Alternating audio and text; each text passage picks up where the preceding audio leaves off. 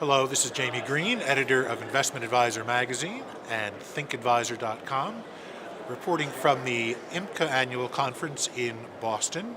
And I'm very pleased to have with me today Sean Walters, who's the executive director of IMCA.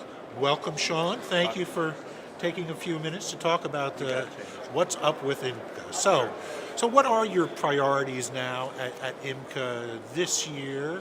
I would assume it'd be growing membership, but it's beyond just that, I assume, as well. Yeah, I mean, growing membership is an end that hopefully comes about if we offer something of value in the way that is relevant to advisors and consultants. And I think that's our priority is content. Make sure the content is just a half step ahead of a lot of our very smart advisor members and continue to feed their need to offer relevant information and value to their clients.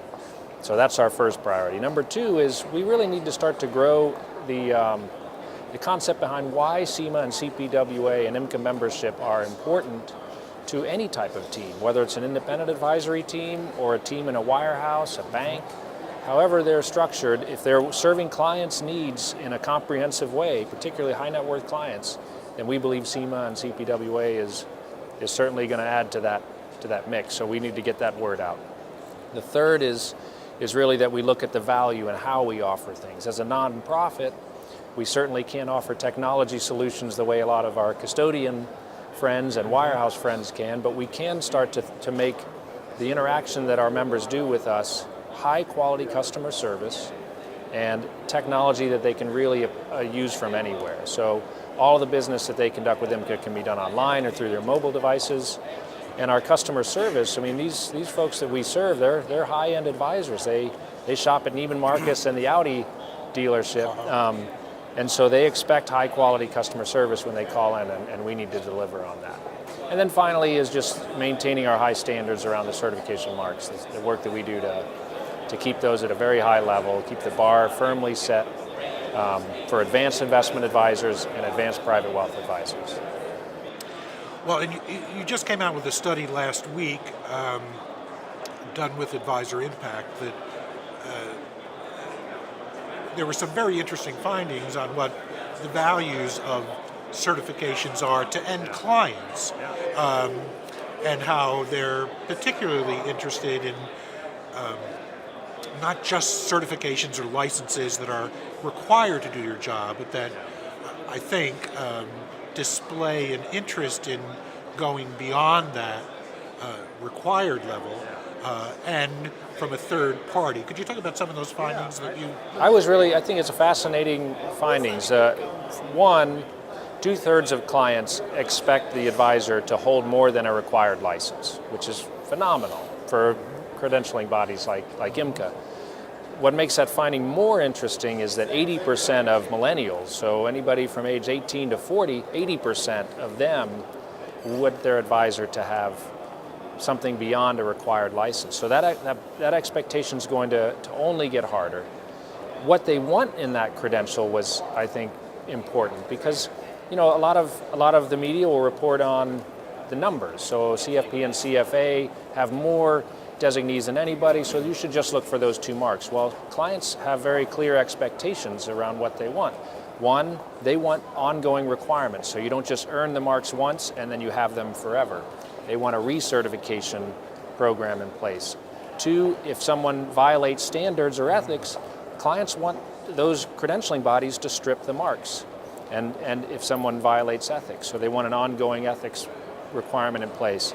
Three, they want a nonprofit or third-party accreditation to look at the certification program and audit it and make sure it meets standards. And the way they worded that, of course, was about, I think, 72% of the survey respondents said that they want a third-party assessor and auditor of the credentialing program to make sure it's valid and reliable. And these respondents were all folks who have an advisor now or did have an advisor, so they're speaking from experience as well, and that those younger people valuing it even more highly. I mean, very interesting. You would almost think that would not be the case, but clearly they value that third party and and being held to task if you don't follow those ethics, which It's a very broad, Julie's study that they do at Advisor Impact is a terrific study. There was 1,200 clients that participated in a margin of error of 2.8%. So it was a good study, and the younger investors, they're already working with advisors, so they already have these expectations. And I think that was one of the key findings. And the last piece of that I'll mention is just that they want the certification to be about the 4 E's: education, experience, ethics, and a valid, reliable examination. And with so many credentials in our business, this is really a roadmap to what success should look like if we're requiring advisors to meet our standards. These are the kind of standards we should have in place. And that's Julie Littlechild from, you mentioned Julie from Advisor Impact, who does great work. So I met an advisor who's a friend of mine here at the conference, who is is a member of IMCA, but is not a SEMA holder.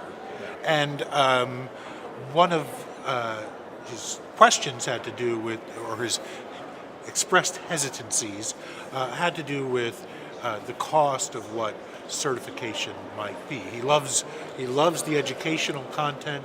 He thinks it's valuable for himself in working with clients.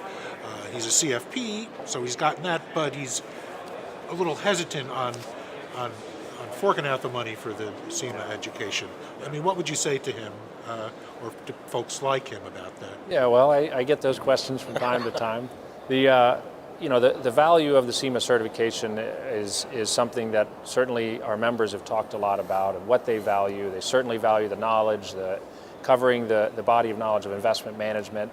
Even the investor study we talked about, we asked the question, what's the most important competency for your advisor if you're paying them a fee? And financial planning was 22%, and investment management was 59%. So they want their advisor to know their stuff when it relates to investment management. We also did a study with IT Group on the value of certifications. And SEMA certification clearly provides a value in a variety of ways. Additional competence, so they're able to have a greater wallet share. So for example, if you come to me and I'm a SEMA certificant and you have some alternative investment needs, I don't have to throw that business over the wall to someone who has that competency. I'm tested on that. I've learned that body of knowledge. I can manage your downside risk. If you're you have a trustee relationship and you want some institutional consulting, our folks are competent at that. Their confidence is much higher just because they understand the full breadth of knowledge related to investment management. And back to your original question, the ROI is there clearly. 38% of SEMA practices earn over $380,000 a year compared to just 7% of other advisors. So the SEMA certificate is a higher paid, more confident, and they have greater satisfaction in their practice. I know that SEMA doesn't do its own lobbying advocacy efforts in Washington, but you clearly monitor what's going on there. I guess my question has to do with what the value of certifications and of a third party that evaluates an individual. Is that message getting through, do you think, to the legislators and the regulators themselves on the value of third-party certification as an investor protection, I guess, is what I'm thinking. I think it is. I think they've got their hands full with the fiduciary issue and certainly trying to create the foundation for all types of advice and brokerage services. And that's the piece they're working on today. I think they'll continue to work on that tomorrow. At some point, they're going to shift their gaze to, credentials, because there's 150 plus in financial services. We're a large industry. There's 200 credentials in nursing, and they're a 3 million person industry, but all of those credentials are accredited.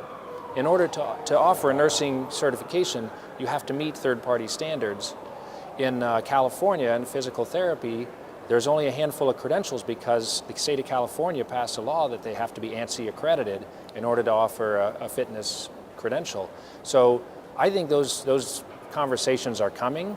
I think that there are best practices for personnel certifications, and there are two accreditors that look at that. ANSI is one of them and the NCCA is the other, and CFP board meets NCCA standards, and SEMA meets the American National Standards Institute. So I think that those conversations are forthcoming, but I think it'll take a while to get through the other regulatory discussions before we get there. And IMCA is the only organization with ANSI certification. I mean, could you talk just a little bit about why that's important? Well, I mean, we opted for ANSI over NCCA, one, because it's a higher standard. It's a more quality look at what we do as a certification body. We get an audit every 3 years. We have ongoing surveillance that we have to do. There's a variety of different standards, even all the way down to the management system that I, as executive director, have to put in place. So it's a full quality checkup. And that ensures that the marks that our members have after their name are going to be around for a while, that there's a quality stamp behind that. And I think that whether it's the examinations and how they're developed, whether it's the disciplinary processes we put in place, whether it's the ongoing recertification requirements, there's got to be policies and reasoning behind each of those standards, and it's not just Sean Walters and a couple of his pals deciding this is what we think should go into the letters behind such and such a person's name. And unfortunately, in our industry, there's too many credentials where it's really just a handful of people deciding what determines whether there's marks after somebody's name. And this is something that I think we'll start to kind of see a shift towards over time, is quality certifications rather than the quantity of marks that are in there. And I mean, there have been clear research findings that so many consumers are confused about, well, what they're paying, what they're getting for what they're paying, and there has been such a proliferation of certifications that when you have one like the CMA or the CPWA now that meets those strict standards and on an ongoing basis, and about your process and your own management structure. It's not just about how tough is the exam, the one-time exam perhaps. It's much more comprehensive than that. So, well, great. Sean Walters, thank you very much, Executive Director of IMCA. Appreciate you taking the time, and this is Jamie Green signing off. Thank you.